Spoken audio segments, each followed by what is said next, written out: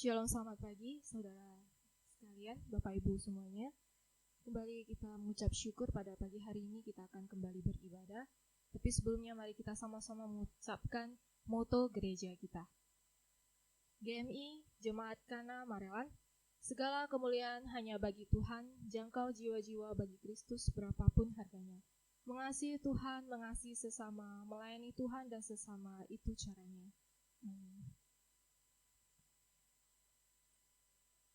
Saat indah adalah saat kita berhadapan denganmu Tuhan, menikmati kasih-Mu dan indahnya hadirat-Mu. Mari kita sama-sama mengangkat lagu pujian, menikmati kasih.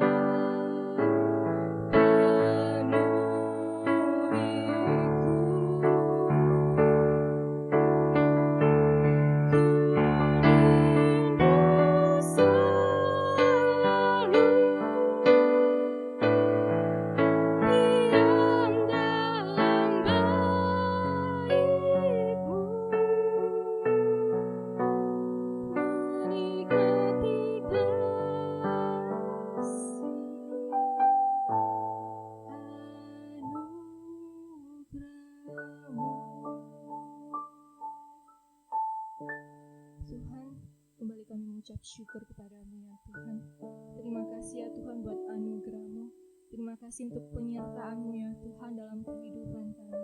Di masa sulit ini ya Tuhan, di masa pandemi ini ya Tuhan, kami sungguh bersyukur. Kami boleh kembali ya Tuhan pada pagi hari ini, kembali beribadah padamu ya Tuhan. Kami sungguh rindu ya Tuhan, menikmati kasih-Mu dan indahnya hadirat-Mu ya Tuhan, dimanapun kami berada. Tuhan, Engkau yang hadir di tengah-tengah kami ya Tuhan. Kami mohon ampun di hadapan-Mu ya Tuhan. Sungguh ya Tuhan, layakkanlah kami ya Tuhan untuk kami boleh menyembah Engkau, memuji Engkau, dan memanggil Engkau Bapa kami ya Tuhan. Kami sungguh rindu ya Tuhan, merasakan hadirat-Mu. Penuhi kami ya Tuhan dengan Roh Kudus-Mu ya Tuhan. Kami bersyukur ya Tuhan. Juga pada pagi hari ini, kami boleh kembali ya Tuhan, akan mendengarkan firman-Mu ya Tuhan. Kami sungguh rindu ya Tuhan, mendengarkan suara-Mu ya Tuhan. Berikanlah kami hati, pikiran ya Tuhan, yang mau ya Tuhan, menerima firman-Mu ya Tuhan. Dan mampukanlah kami ya Tuhan, untuk kami boleh melakukannya ya Tuhan, dalam kehidupan kami ya Tuhan. Mampukanlah kami ya Tuhan, untuk kami boleh melakukan apa yang menyenangkan hati-Mu ya Tuhan. Kami sungguh rindu ya Tuhan melakukan firman-Mu dalam kehidupan kami. Kami sungguh rindu ya Tuhan ingin bertumbuh, lebih mengenal Engkau lebih dan lebih lagi ya Tuhan. Kami juga berdoa ya Tuhan untuk hamba Tuhan, semurid-Mu yang akan menyampaikan firman-Mu ya Tuhan. Engkau yang berkati, Engkau yang sertai ya Tuhan. Kami sungguh rindu ya Tuhan, boleh lebih lagi ya Tuhan, mengetahui benar ya Tuhan akan kehendak-Mu dalam kehidupan kami ya Tuhan. Sertai langkah hidup kami ya Tuhan. Kami juga ingin berdoa ya Tuhan untuk jemaat kami yang mungkin sedang dalam kelemahan tubuh ya Tuhan. Kami yakin dan percaya ya Tuhan, Engkau tabib yang ajaib. Berikanlah kesembuhan ya Tuhan. Engkau yang pulihkan ya Tuhan. Engkau berikan kesembuhan ya Tuhan. Sehingga boleh lagi ya Tuhan dalam keadaan tubuh yang prima, boleh kembali lagi beribadah ya Tuhan, memuji, menyembah Engkau ya Tuhan.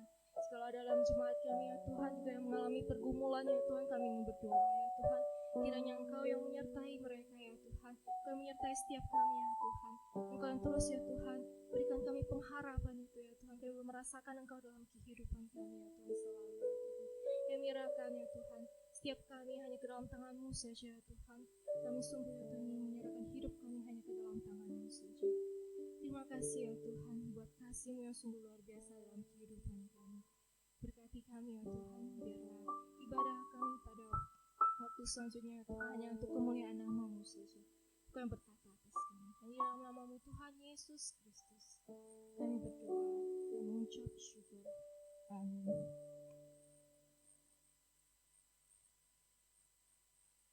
Saya mengundang kita untuk bangkit berdiri. Mari dengan penuh sukacita kita mau bersorak bagi Tuhan. Kita angkat lagu pujian segala puji syukur.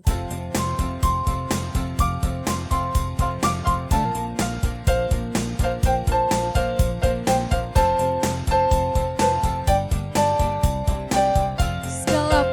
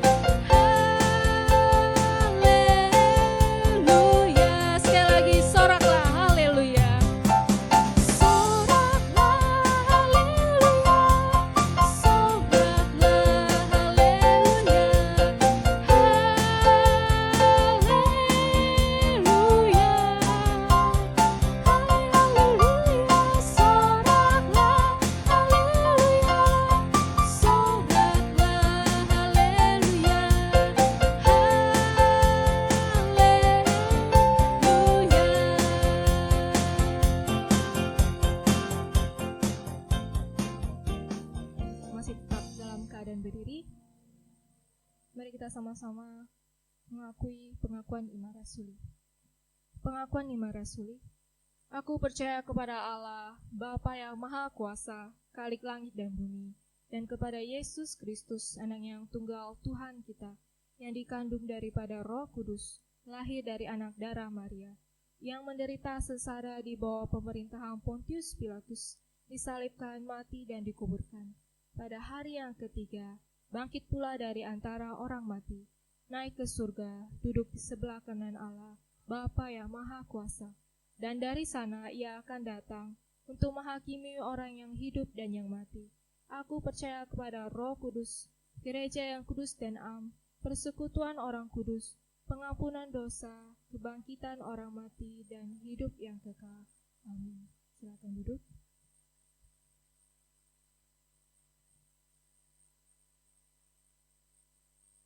Kita akan mendengarkan firman Tuhan. Mari kita sama-sama mengangkat satu lagu pujian, dalamnya kasih-Mu Bapa.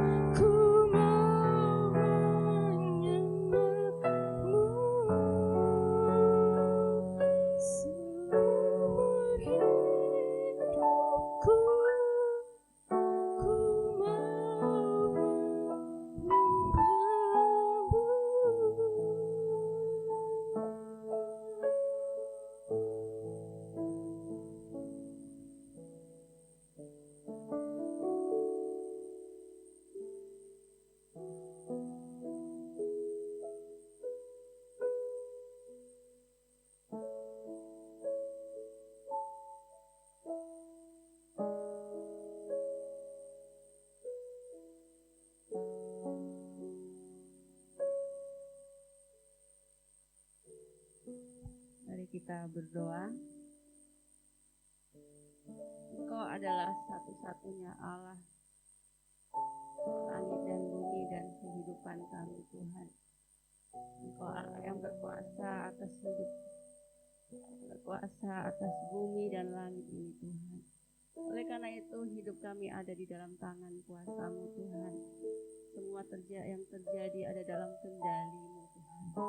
Oleh karena itu pada pagi hari ini kami sebagai umat kepercayaan Tuhan, kami datang untuk boleh mau mendengarkan suara Tuhan, untuk berbicara kepada kami.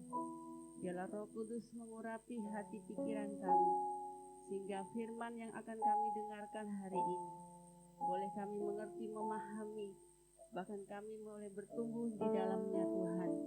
Dan firman-Mu itulah yang berkuasa mengubah kehidupan kami, perilaku kami, untuk boleh takut akan Tuhan. Berkati hamba-Mu yang terbatas ini, akan semua jemaat-Mu yang ada di tempat ini, bahkan yang ada di rumah, supaya kami boleh mengalami kasih kuasa-Mu Tuhan. Terima kasih Bapa, kami serahkan pemberitaan firman Tuhan ini ke dalam tangan Tuhan.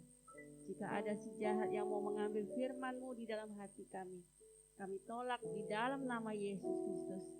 Biarlah darah Yesus tutup bungkus kami, sehingga kami boleh mengalami kasih-Mu Tuhan. Dalam nama Tuhan Yesus kami berdoa. Amin. Ya, Bapak Ibu yang dikasihi Tuhan, mari kita membuka Alkitab kita. Kita akan melanjutkan firman Tuhan. Kita akan memasuki dalam surat yang baru, yaitu surat Filipi. Ya, jadi surat Efesus sudah selesai kita renungkan ya, sampai pasal yang ke-6 itu ya. Sekarang kita masuk dalam surat yang baru, yaitu surat Filipi 1 ayat 1 sampai 2. Ini sangat singkat ya. Filipi 1 ayat 1 sampai 2. Saya akan membacakan bagi kita semua surat Filipi ayat 1 sampai 2. Dari Paulus dan Timotius, hamba-hamba Yesus, hamba-hamba Kristus Yesus, kepada semua orang kudus dalam Kristus Yesus di Filipi, dengan para penilik jemaat dan diaken. Ayat kedua, kasih karunia dan damai sejahtera dari Allah Bapa kita dan dari Tuhan Yesus Kristus menyertai kamu. Amin. Ya, Bapak Ibu yang dikasihi Tuhan, tema kita hari ini adalah surat. Jadi sangat singkat ya, surat. Nah, Bapak Ibu yang dikasihi Tuhan, pernahkah kita menulis sebuah surat kepada orang lain? Entah itu kepada kekasih kita, saudara kita. Pasti kita semua pernah ya menulis surat ya. Entah itu surat cinta, surat keterangan, atau surat apapun ya. Jadi kalau kita ingat pada masa kita dulu ya, kalau kita sekarang kan udah jarang ya menulis surat ya. Kalau dulu kita sering suka menulis surat. Apalagi saya dulu pernah ikut apa tuh namanya, Sahabat Pena. Nah, pernah ingat ya? Ada majalah namanya Sahabat Pena. Jadi kita itu punya sahabat di mana-mana, kita saling bertukaran menuliskan surat ya kepada sahabat kita. Nah, kalau kita lihat dalam setiap susunan surat, yang pertama kita tulis itu apa? Apa yang kita tulis pertama kali di dalam surat itu? Pasti tempat ya. Tempat, tanggal, bulan, tahun. Kita tuliskan itu biasanya di sebelah kanan ya. Nah, sebelah kanan kita tuliskan itunya. Kemudian masuk ke sebelah kiri, orang yang kita tuju, yang terhormat, yang terkasih atau siapalah ya. Nah, kemudian sudah masuk bagian yang ketiga itu baru salam ya. Nah, salam damai sejahtera, salam dalam kasih karunia Tuhan, atau salam sehat selalu. Nah, baru kita masuk ke dalam isi daripada surat itu. Nah, apa saja sih sesuai dengan maksud kita menulis surat. Nah, Bapak Ibu yang dikasihi Tuhan, nah inilah yang dilakukan oleh Paulus ya. Paulus menuliskan sebuah surat kepada jemaat yang ada di Filipi. Nah, kalau kita melihat di latar belakang dari surat Filipi ini, bahwa pendiri gereja yang pertama di Filipi itu adalah Paulus. Kenapa? Karena dialah orang yang pertama kali memberitakan Injil di Filipi, sehingga ada orang-orang Kristen yang ada di Filipi. Itu kita bisa lihat dari Kisah Para Rasul 16 ayat 4 sampai 40. Nah, mengapa? Karena Paulus juga pernah mampir ke Filipi ini untuk menguatkan ya iman daripada orang-orang Filipi, bahkan mendewasakan iman para murid yang ada di sana. Sehingga Paulus menulis surat Filipi itu pada saat ia berada di dalam penjara Roma. Jadi dia waktu itu di penjara di kota Romawi, dan disitulah dia menulis surat itu untuk jemaat Filipi. Nah, kita tahu bahwa kota Filipi ini berada di daerah Makedonia, ya. Nah, Bapak Ibu yang dikasih Tuhan, jadi sekalipun Paulus berada di dalam penjara, yang jelas yang namanya penjara itu pasti suatu tempat yang tidak menyenangkan, ya. Suatu tempat yang membuat seseorang menjadi menderita, tidak ada kebebasan. Nah, ini yang dialami oleh Paulus. Tetapi Paulus walaupun dalam kondisi penderitaan di dalam penjara, ia tetap berusaha untuk melayani Tuhan dengan menuliskan suatu surat kepada jemaat yang ada di Filipi. Nah, Bapak Ibu yang dikasih Tuhan, dari yang dilakukan Paulus ini, kalau kita renungkan, jika kita dalam keadaan yang baik-baik saja, mungkin kita mau melayani Tuhan. Tapi bagaimana jika keadaan kita kurang baik? Jika keadaan kita buruk atau dalam penderitaan, masihkah kita mau melayani Tuhan? Atau mungkin kita cuti dulu, ya. Saya cuti dulu melayani Tuhan, saya cuti dulu untuk ibadah sampai penderitaan saya selesai. Nah, Bapak Ibu dikasih Tuhan, apalagi dalam masa PPKM saat ini, ya, masa pandemi saat ini, seringkali membuat kita untuk berhenti, ya, mau melayani Tuhan, untuk berhenti mengikut Tuhan. Nah, tetapi kita mau belajar dari Paulus. Di tengah-tengah penderitaannya di dalam penjara, ia tetap mau melayani Tuhan. Mungkin dia tidak sebebas keluar untuk melayani jemaat di Filipi, tetapi yang bisa dilakukan pada saat itu adalah menulis surat. Dan itu adalah sebuah pelayanan bagi Tuhan. Nah, Bapak Ibu yang dikasih Tuhan, dalam Filipi pasal yang kedua ayat 25 sampai 30, di situ sangat jelas bahwa pada saat Paulus berada di dalam penjara, orang-orang yang ada di Filipi itu mengutus seorang yang bernama Epaphroditus, ya, untuk mengunjungi Paulus di dalam penjara Roma, supaya surat yang ditulis Paulus ini dibawa oleh Epaphroditus ke Filipi untuk disampaikan kepada jemaat di sana. Jadi Epaphroditus ini datang mengunjungi Paulus, kemudian Paulus menitipkan surat itu kepada Epaphroditus, dan Epaphroditus kembali ke Filipi dan diberikan kepada jemaat yang ada di Filipi. Nah, Bapak Ibu dikasih Tuhan, mari kita kembali pada Filipi pasal yang pertama ayat 1 sampai ke 2. Apa saja isi dari surat Paulus ini kepada jemaat yang ada di Filipi, ya. Nah, kalau kita melihat pada ayat yang pertama, itu adalah salam, ya. Kata salam di sini adalah dari Paulus, dikatakan dari Paulus dan Timotius, hamba-hamba Kristus Yesus. Nah, Paulus di sini menyebut dirinya sebagai hamba Kristus Yesus, ya.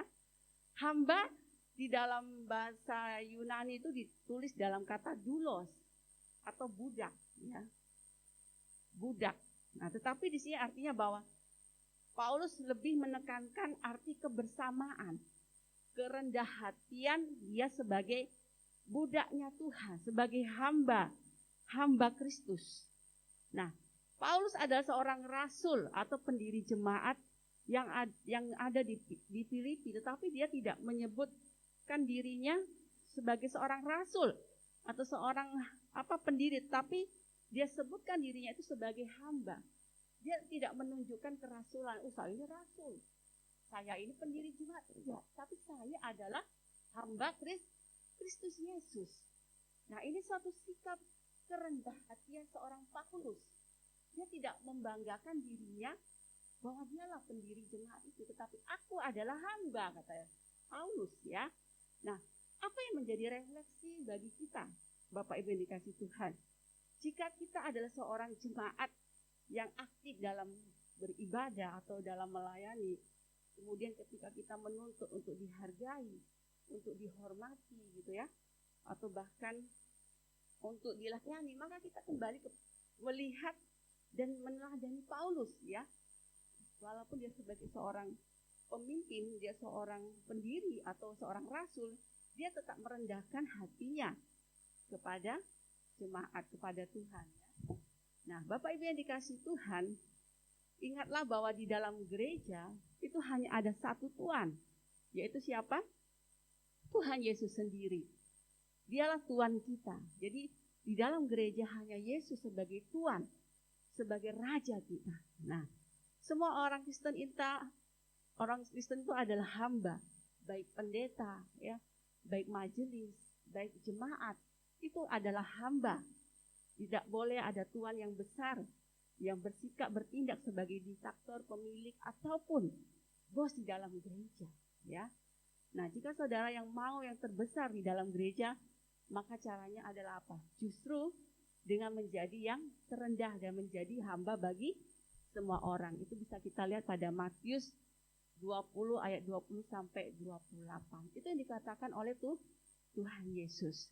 Menjadi hamba bagi semua orang, menjadi pelayan bagi semua orang. Nah, Bapak Ibu dikasih Tuhan, dalam sebutan hamba Yesus Kristus terlihat bahwa Paulus di sini bukanlah hamba uang ataupun hamba dosa, tetapi dia adalah hamba Kristus Yesus, hambanya Tuhan, ya. Kemudian dia juga bukanlah hamba manusia, tetapi dialah hambanya Tuhan. Nah, artinya bahwa Paulus hanya tunduk dan taat kepada Tuhan sebagai yang mengutus dia. Paulus menyejajarkan dirinya juga dengan Timotius, dikatakan dari Paulus dan Timotius, hamba-hamba Kristus Yesus. Dia tidak mau merasa lebih tinggi daripada Timotius. Kita tahu bahwa Timotius ini adalah juru tulisnya Paulus.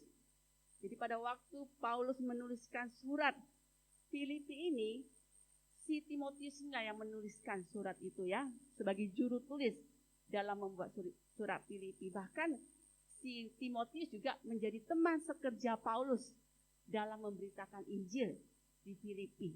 Nah, sehingga Paulus seharusnya lebih besar, ya, dari Timotius, karena dia ada seorang pemimpin, dia ada seorang guru bagi Timotius, tetapi dia menyejajarkan dirinya dengan Timotius. Dia tidak mau ada yang lebih besar, ya. Nah, di sini bukti kerendah hatian Paulus kepada Timotius, ya. Nah, hal ini menunjukkan kebersamaan dan kerendah hatian Paulus terhadap Timotius. Nah, apa yang menjadi refleksi bagi kita, Bapak Ibu?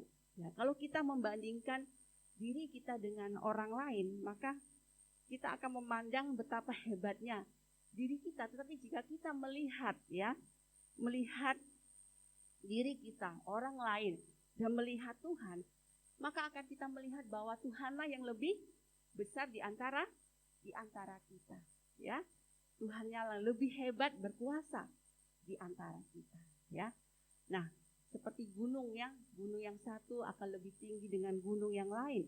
Tetapi ketika kita melihat bintang, mana yang lebih tinggi? Gunung atau bintang? Bintang, ya, karena bintang lebih tinggi dari gunung, ya.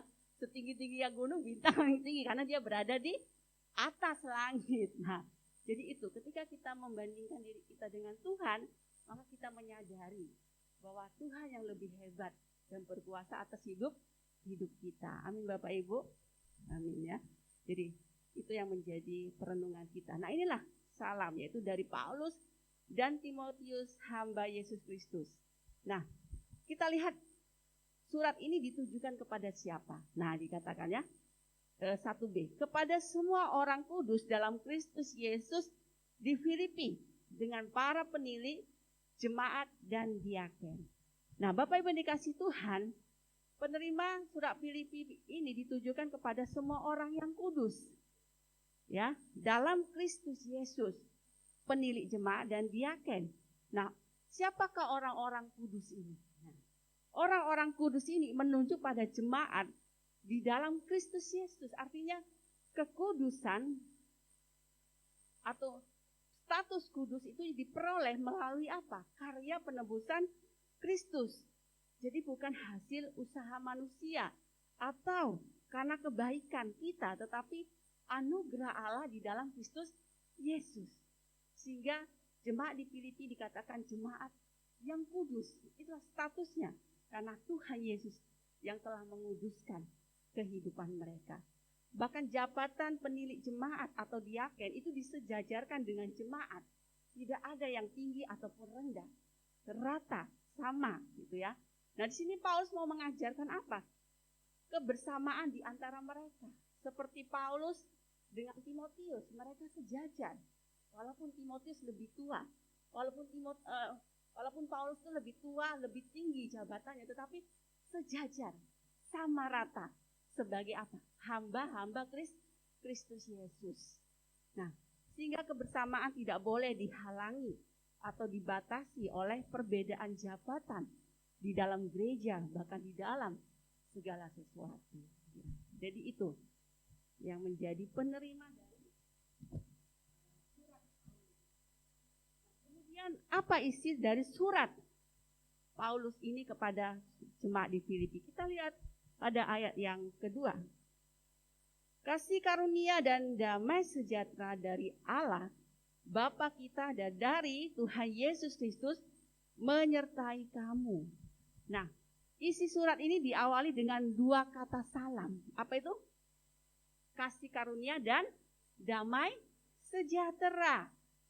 Nah, ini merupakan dua kata yang saling berkaitan antara kasih karunia dan damai sejahtera. Kalau kita lihat bahwa kasih karunia itu kasih karunia Allah kepada kita itu adalah apa? Keselamatan, ya. Nah, tapi bagi Paulus yang lebih lagi menunjuk kepada pelayanan, pemberitaan Injil dengan segala keadaan, itu adalah kasih karunia Tuhan juga. Jadi Paulus menyadari bahwa dalam pemberitaan Injil kita harus tetap setia dalam segala keadaan apapun, baik di dalam penjara, bahkan kita baik di dalam masa pandemi, kita tetap harus memberitakan Injil. Mungkin kita tidak sebebas seperti dulu, bisa buka pos ke sana, buka pos PI di situ, nggak bisa. Mungkin sekarang kita pakai secara digital, kita memberitakan Injil melalui media digital saat ini. Dan itu lebih luas lagi, tidak hanya di satu tempat, tetapi seluruh dunia bisa kita jangkau, Bapak Ibu. Nah, jadi inilah yang dikatakan kasih karunia itu adalah pelayanan kepada pemberitaan Injil dalam segala keadaan. Apapun, maupun keadaan sulit, keadaan menyenangkan, pemberitaan Injil haruslah terus berlanjut. Kemudian salam yang kedua itu adalah damai sejahtera. Dalam bahasa Ibrani itu ada salom, ya. Salom yang memiliki makna apa? Keutuhan hidup, ya. Keutuhan hidup di dalam Tuhan yang melampaui segala pengetahuan. Jadi salom itu adalah menunjukkan bahwa hidup kita utuh, di mana kita merasakan ketenangan, kedamaian yang berasal dari Tuhan, bukan dari dunia ini. Sehingga dikatakan damai yang diberikan dunia ini hanya sementara, terkadang membuat kita takut. Tetapi damai yang daripada Allah atau salomnya daripada Tuhan, itu membuat hidup kita tenang dan membuat hidup kita merasa utuh di tangan Tuhan. Amin, Bapak Ibu. Ya. Kemudian pemunculan kata Bapa, ya. Allah Bapa, Tuhan Yesus Kristus. Nah, ini merupakan sumber kedamaian, sumber damai sejahtera, sehingga tidak mengherankan karena Allah itu adalah Allah yang penuh damai sejahtera, sumber damai sejahtera. Jadi kedamaian hati kita, kedamaian hidup kita bukanlah bersumber dari atau ditentukan oleh keadaan dan situasi yang sedang kita hadapi. Tapi damai yang sejati itu muncul dari hubungan kita dengan Allah Bapa yang sudah diperbaharui dalam Kristus Yesus. Nah, Bapak Ibu yang dikasihi Tuhan, mari kita kembali merenungkan, sudahkah kita hidup dan melayani Tuhan di atas kasih karunia-Nya? Dalam segala keadaan, yaitu baik dan buruk, kita tahu bahwa semua adalah kasih karunia Tuhan. Jika kita mengalami masa pandemi ini adalah kasih karunia dari Tuhan. Jadi tetaplah kita mengucap syukur, ya. Walaupun ruang gerak kita saat ini terbatas, apalagi pada masa PPKM sekarang ini kan, semua serba terbatas. Tidak sebebas dahulu, tetapi itulah kasih karunia Tuhan buat kita. Jadi jangan menganggap ini suatu bencana, ya, suatu hukuman dari Tuhan, tidak. Tetapi ini adalah masa yang merupakan kasih karunia Tuhan buat kita, di mana kita lebih banyak waktu kita bersama dengan keluarga, waktu kita bersama dengan Tuhan, waktu kita untuk merenungkan bagaimana kebaikan Tuhan itu atas kehidupan kita. Amin Bapak Ibu. Amin. Kemudian yang kedua, sudahkah kita membangun relasi atau hubungan yang intim dengan Bapa di surga, supaya kita mengalami damai sejahtera dari Tuhan. Karena Allah itu adalah sumber damai yang sejati, sehingga dalam keadaan apapun hati kita tetap damai, sekalipun menghadapi si corona, ya, yang tidak pernah berakhir, entah kapan selesainya, ya Bapak Ibu, ya. Ya, tetaplah kita punya hubungan dengan Tuhan, sehingga damai sejahtera, ketenangan itu akan terus kita miliki di tengah-tengah dunia yang tidak pernah pasti. Amin Bapak Ibu. Ya, biarlah firman Tuhan ini yang memberkati kita, sehingga dari penutup surat dari Paulus ini adalah, dan dari Tuhan Yesus Kristus menyertai kamu. Di sini dikatakan bahwa segala sesuatu yang terjadi dalam kehidupan kita itu tidak lepas daripada penyertaan Tuhan. Sampai kapanpun kita, selama kita hidup, bahkan ketika kita kembali kepada Tuhan, penyertaan Tuhan itu adalah sempurna dan tidak pernah hilang. Biarlah firman Tuhan di pagi hari ini yang sangat singkat, mari kita renungkan kembali, dan segala keadaan apapun, baik dan buruknya kita, semua adalah kasih karunia Tuhan, dan semua adalah mendatangkan kebaikan bagi kita. Mari kita berdoa. Bapa kami di surga, terima kasih Tuhan buat firman-Mu pada pagi hari ini. Kami mengucap syukur, ya Tuhan, bahwa Engkau Allah yang berkuasa di dalam setiap kehidupan kami. Ketika kami mengalami keadaan baik atau buruk saat ini Tuhan, di masa-masa pandemi ini, ruang gerak kami sangat terbatas, tetapi kami punya Allah yang tidak terbatas. Kami tahu bahwa semua yang terjadi adalah kasih karunia Tuhan, dan segala sesuatu terjadi dalam atas kehendak-Mu Tuhan, dan segalanya akan mendatangkan kebaikan bagi kami. Oleh karena itu Tuhan Yesus, biarlah kami dalam masa-masa ini Tuhan, kami semakin mengintimkan hubungan kami dengan Engkau Tuhan, karena Engkau Bapa yang adalah sumber damai sejahtera Salom bagi kami, sehingga hati kami tetap tenang dan damai, walaupun keadaan dunia ini yang tidak menentu dan pasti ini, yang sering kali membuat kami takut. Tetapi di dalam damai-Mu Tuhan, kami merasa punya pengharapan, punya ketenangan yang sejati. Kami berdoa Tuhan, biarlah Engkau memberkati kami, memampukan kami untuk tetap setia mengikuti Engkau Tuhan, untuk tetap setia melayani Tuhan dalam kondisi apapun. Segala sesuatu yang terjadi, biarlah membuat kami semakin dekat dengan Engkau Tuhan. Terima kasih ya Bapa, inilah doa kami, kiranya damai sejahtera dan kasih karunia-Mu Tuhan terus menyertai kami dari hari ini sampai selama-lamanya. Amin. Kembali kita akan mengangkat lagu pujian yang mengingatkan kita akan kasih setia Tuhan. Kita akan lagu pujian Your Steadfast Love.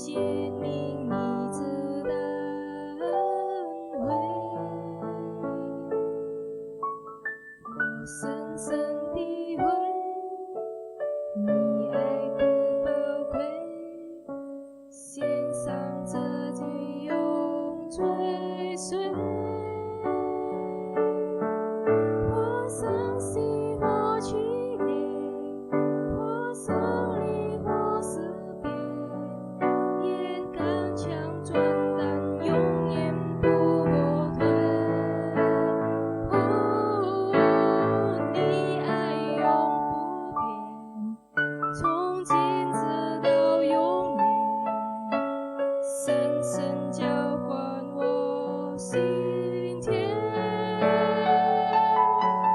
或伤心，或激励，或胜利，或死别，眼干强壮，但永远不后退。你爱永不变，从今直到永远，深深浇灌我心田。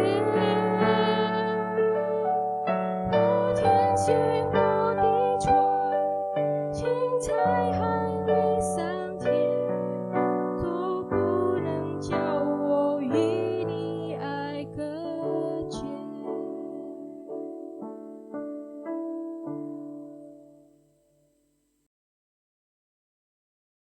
Mari kita sama-sama mengucapkan doa Bapa kami.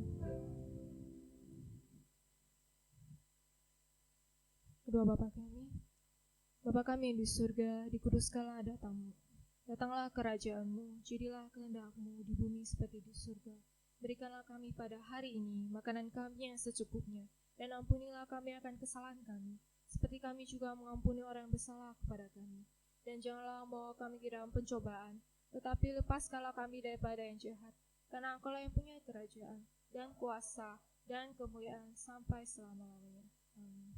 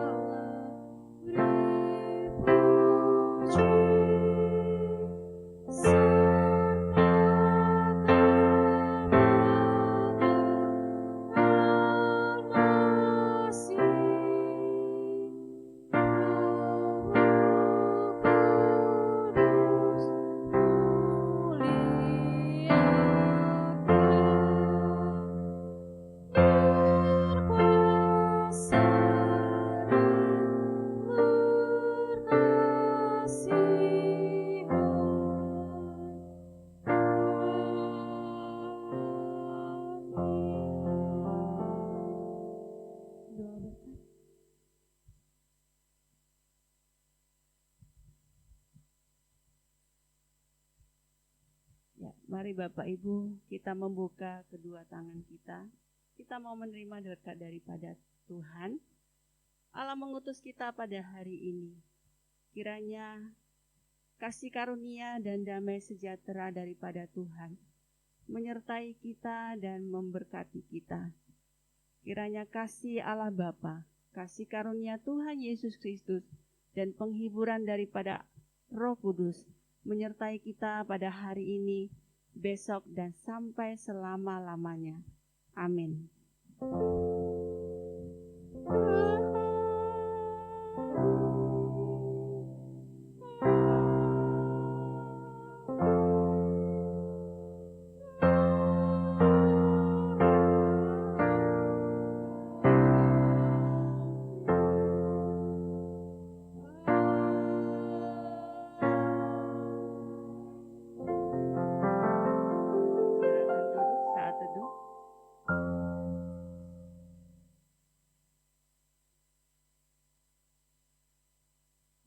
Selamat hari Minggu, Tuhan Yesus memberkati kita semua. Pengumuman dari Mbok Su.